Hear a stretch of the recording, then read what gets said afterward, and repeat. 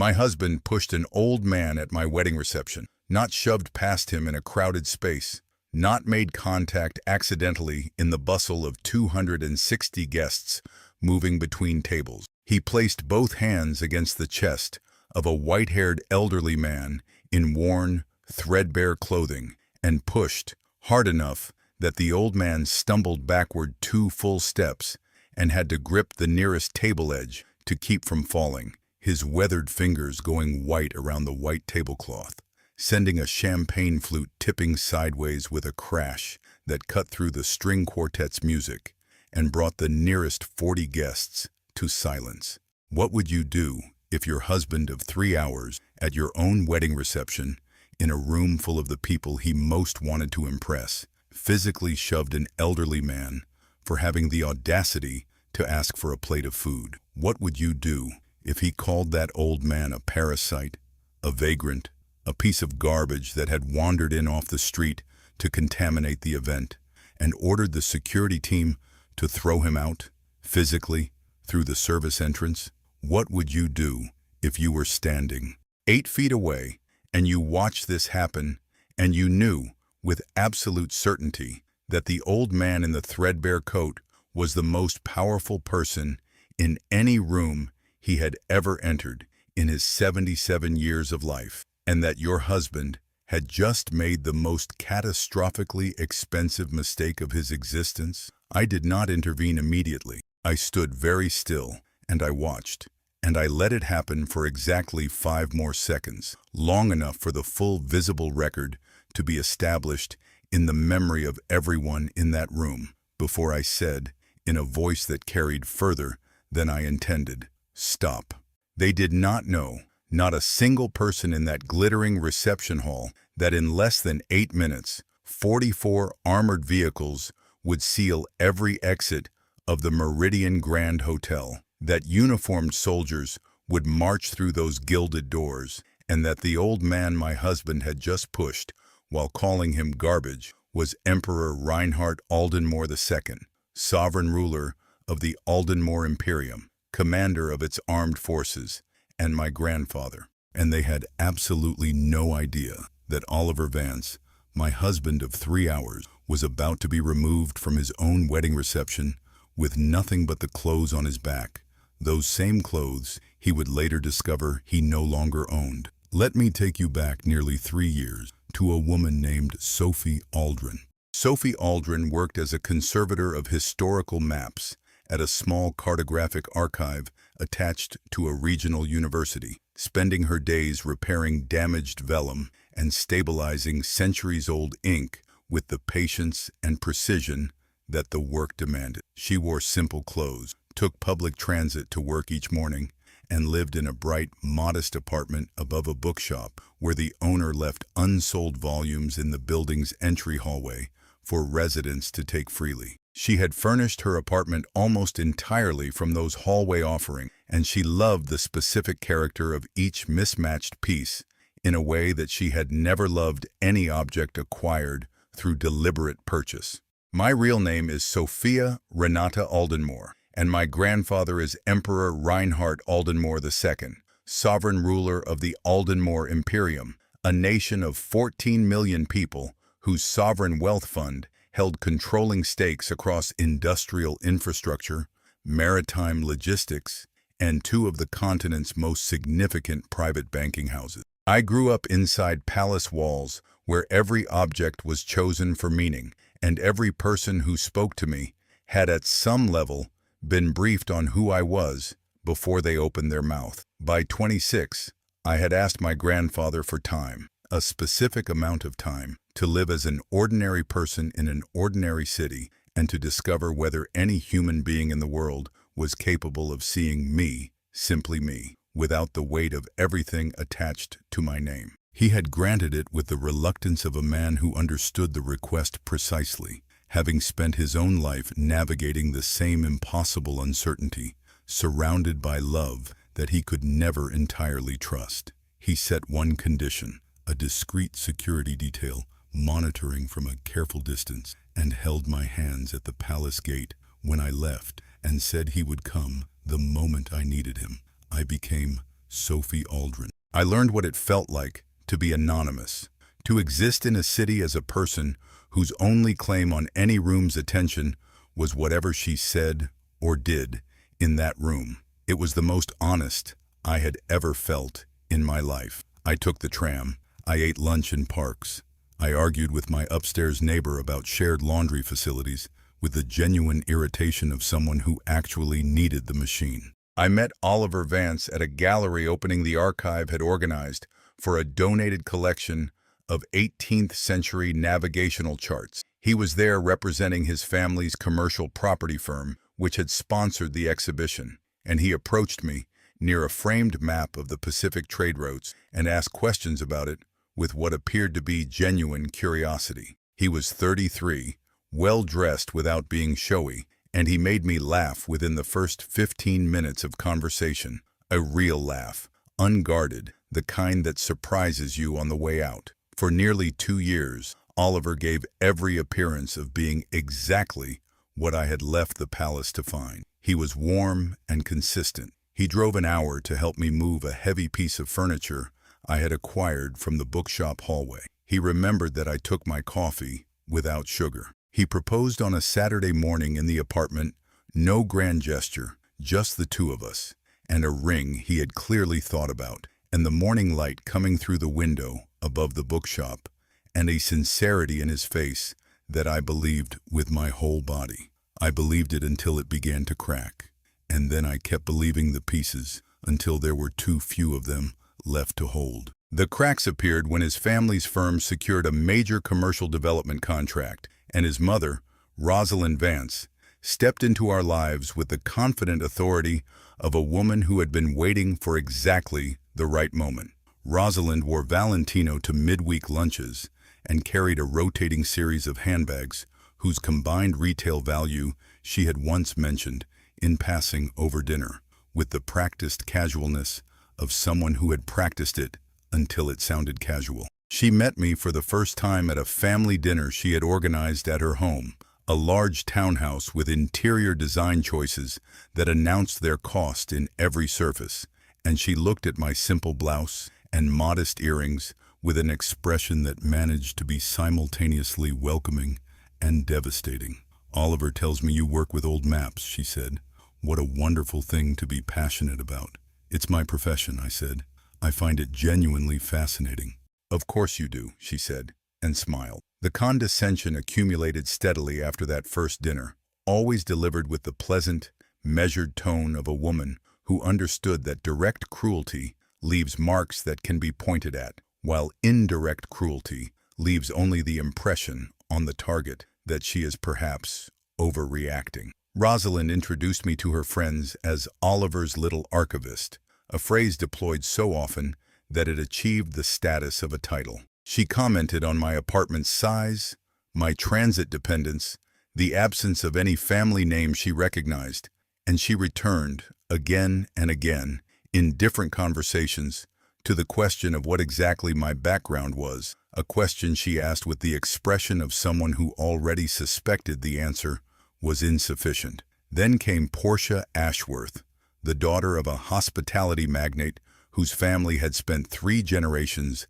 building a name in luxury hotels and private members' clubs. She re-entered Oliver's life through a development partnership between his firm and her father's company, and within a few months, she was a fixture in the social world the Vance family occupied, always present at the right events, always near Oliver, always received by Rosalind with the warmth Rosalind had never offered me. I confronted Oliver about it once, directly. He rubbed the back of his neck, the gesture I had come to associate with his desire to end a conversation rather than engage with it, and told me that his mother's social relationships were important to the Ashworth partnership, that Portia's presence at certain events was professionally necessary, and could I please just be flexible for a few more months while the contract terms were being finalized. I told him I understood. I did understand, though not the way he imagined. I should have left then.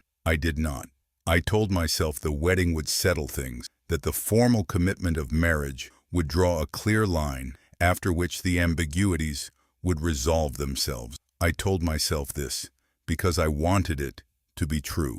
And there is a particular, stubborn kind of hoping that persists even after the evidence has become overwhelming, because abandoning it means admitting that you were wrong about something you wanted very badly to be right about. The wedding was a Saturday ceremony at the Meridian Grand Hotel, a Belle Epoque building of considerable architectural beauty that Rosalind had selected and Oliver had approved, a venue whose cost was visible in every square foot of its restored plasterwork and hand-laid marble. 260 guests had been invited, drawn from Rosalind's social circle, Oliver's professional network, and the considerable overlap between those two categories, dressed in the understated finery of people who understood that conspicuous wealth signals insecurity in the circles they moved in. I had arranged, weeks before the wedding, for my grandfather to attend. Not as the emperor, not with any pageantry or announcement, but as my grandfather, a private person, coming to see his granddaughter married. This was a compromise we had negotiated between his concern for my safety and my desire to preserve, for as long as possible, the ordinary life I had built. He had agreed, reluctantly, with the characteristic economy of a man who knows when he is outnumbered by someone he loved. What I did not tell him, because I had not quite admitted it fully to myself, was that I had also asked him, privately, through a letter I sent 2 weeks before the wedding, to test Oliver before the ceremony. Not a grand test, a simple one. To arrive as himself, worn coat, modest appearance, the grandfather I had described to Oliver as a retired teacher from a small provincial town, and to ask, humbly, for something, and to see how he was treated when there was nothing obvious to gain from treating him well. My grandfather had read my letter and replied in 3 sentences. He said he understood what I was asking and why. He said he would come. He said that whatever he found, he would handle it correctly. The reception was an hour into its first courses when he arrived. He wore what I later learned he had borrowed from one of the palace groundskeepers, a heavy wool coat, dark but worn through at the elbows and collar, trousers that did not match it, shoes that had been chosen for their appearance of long use. He had left his watch, an heirloom that any educated observer would have recognized immediately, in his vehicle outside. He entered through the reception hall's main entrance, not the service entrance, and approached the nearest staff member and asked, quietly, and without any attempt at demanding, whether there was any possibility of a plate of food, as he had traveled some distance and had not eaten. The staff member, correctly uncertain about protocol, directed him toward the host, toward Oliver. I was at the far end of the room when I saw my grandfather approach the table where Oliver was standing with 2 of his partners from the firm. I saw Oliver's expression shift as my grandfather drew close enough to be assessed, saw the shift happen quickly, the calculation, and then the conclusion, and then the specific, visible contempt of a man who has decided that this situation is an affront to him personally. "Who let this in?" Oliver said, loudly enough for the surrounding tables to hear.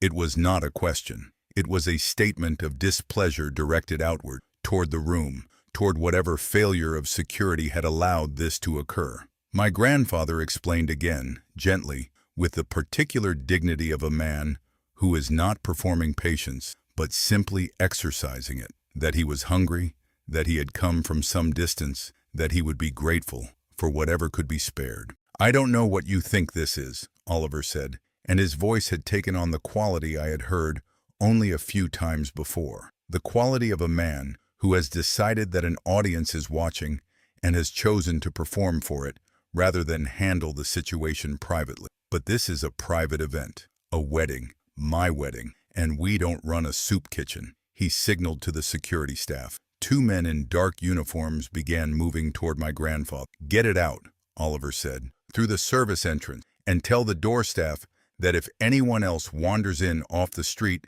they're fired." And then he pushed him, both hands to the chest, a push hard enough that my grandfather stumbled and grabbed the tablecloth, and the champagne flute fell and broke, and the 40 nearest guests went silent. "Stop," I said. Everyone in the nearby radius turned toward me. Oliver turned toward me. My grandfather, who had steadied himself against the table and was looking at Oliver with an expression I had never seen on his face before. A specific, contained fury that was somehow more frightening than any outward anger could have been, also turned toward me. I walked across the room, not quickly, with the measured pace I had been taught for state occasions, the pace that communicates that nothing about your movement is reactive, that everything is deliberate and controlled. I stopped between my grandfather and my husband. I looked at Oliver. I looked at him the way you look at someone when the last illusion you were maintaining about them has dissolved and you are seeing, for the first time, the unmediated reality of what they actually are. Oliver, I said, you should know who you just pushed. I know exactly who I just pushed, Oliver said. A vagrant who wandered into my wedding reception. Your wedding reception, I said, is over. I reached into the small beaded clutch at my wrist and withdrew a phone, and I stepped close to my grandfather, and I looked at him, and he looked at me, and something passed between us that did not require words. It is time, grandfather, I said. He nodded once, and then he reached up with both hands and took hold of the lapels of the worn wool coat and pulled it open, and beneath it, and I knew it would be there, because he had sent me a single message that morning that said simply, I thought it appropriate. He was wearing the formal military uniform of the Aldenmore Imperial Command, deep navy and gold, the breast covered with medals and decorations that represented 7 decades of service to a sovereign nation, and the emperor's personal insignia at his collar, a gold eagle that caught the light of every chandelier in the room simultaneously and threw it back in all directions at once. The sound the reception hall made was not a gasp. It was silence, absolute and immediate. The silence of 260 people understanding in the same instant that they have fundamentally misread the situation they are in. Oliver stared at the uniform, at the insignia, at the medals, at the man wearing them, who stood with the posture of a man who has been straight-backed for 77 years and sees no reason to stop now. Who? Oliver said, and the word came out without the rest of its sentence. The answer came from outside, from everywhere outside simultaneously, as the Aldenmore Imperial convoy sealed the hotel's approaches with the thoroughness of a military operation that had been coordinating for the past 40 minutes. 44 armored vehicles, matte black, heavy, bearing the crowned eagle crest, closed every street access to the Meridian Grand Hotel in 4 directions. The sound of their engines was audible through the ballroom's tall windows, even before the hotel's entry doors opened, and the first of the household guard entered the reception hall in formal dress, navy and gold, moving with the professional, practiced calm of soldiers who have been doing this specific kind of thing in this specific kind of room for their entire careers. 24 guards in formation along the walls, then 12 more at every exit.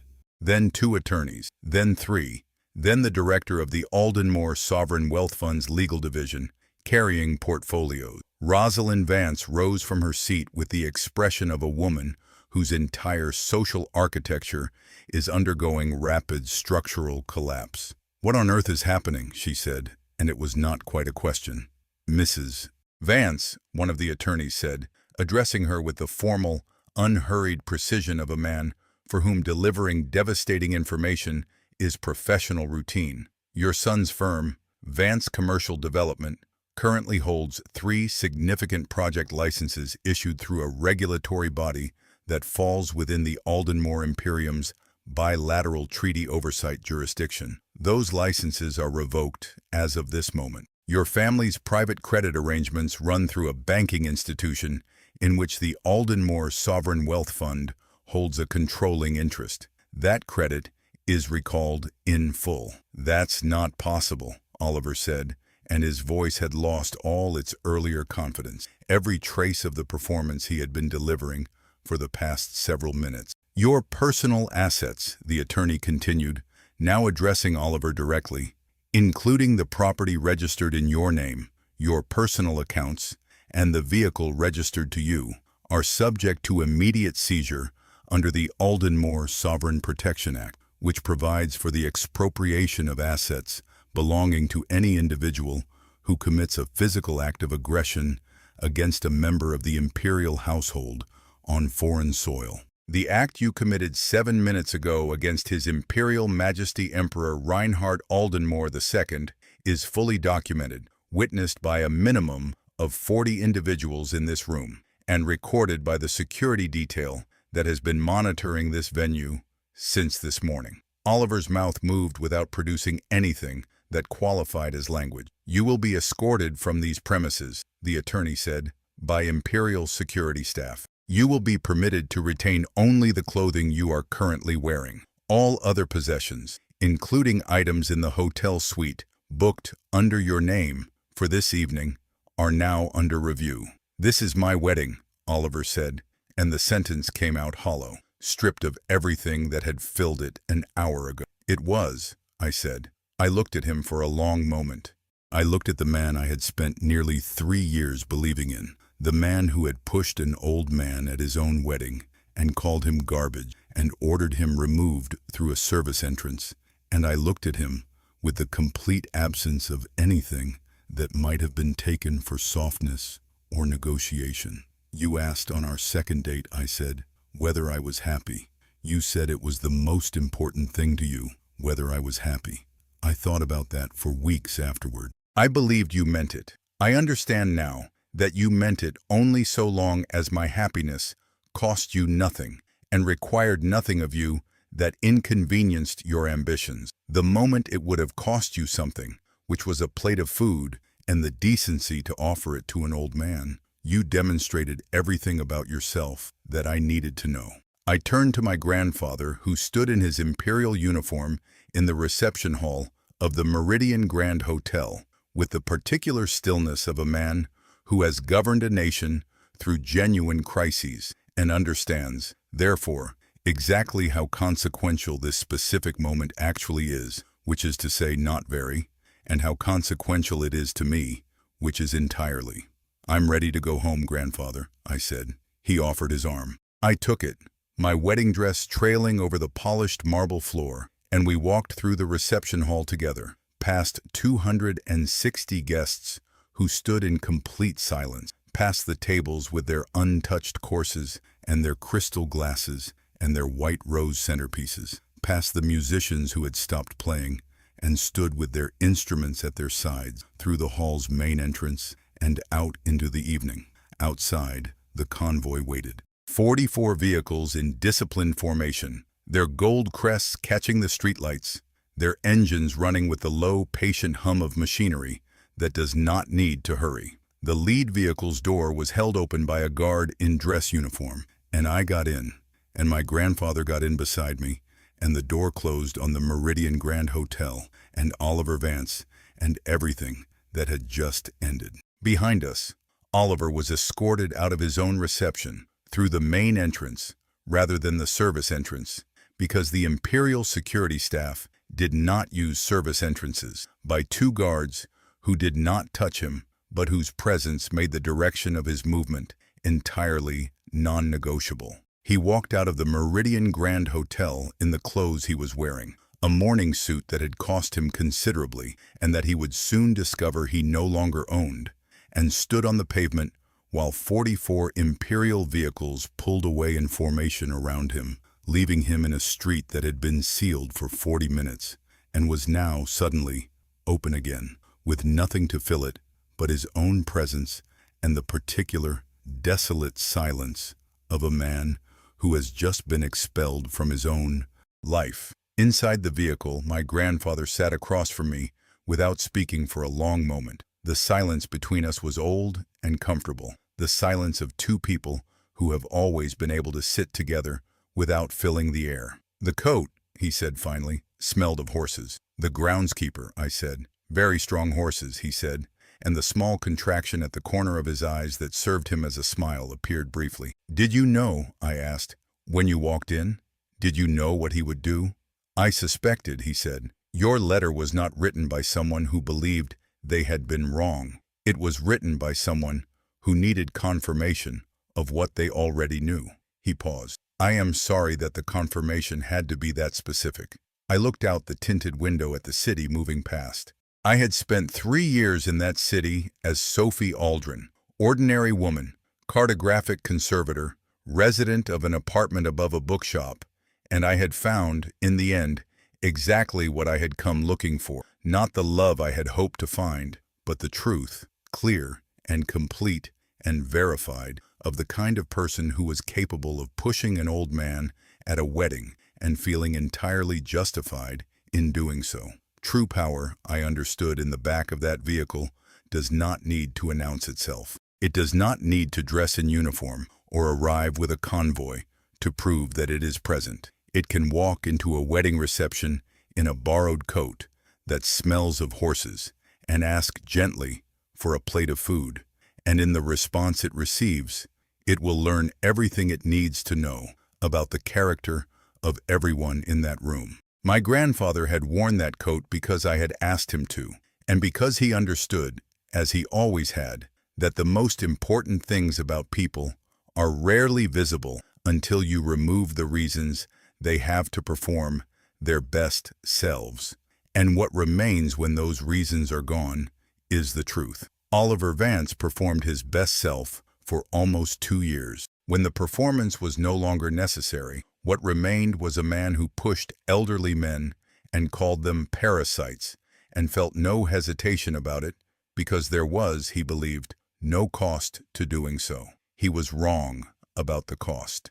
The final bill was delivered by 44 armored vehicles, and it included everything. What did you think of this masterful and deeply satisfying reversal? Did Oliver Vance get exactly what he deserved for pushing an old man at his own wedding? If you loved watching arrogant cruelty meet its absolute and devastating consequence, smash that like button. Share this story with everyone who believes that real character reveals itself in how you treat people you think cannot help you. And subscribe to this channel so you never miss another story of karma, quiet power, and the extraordinary cost of treating the wrong person like they are worth nothing.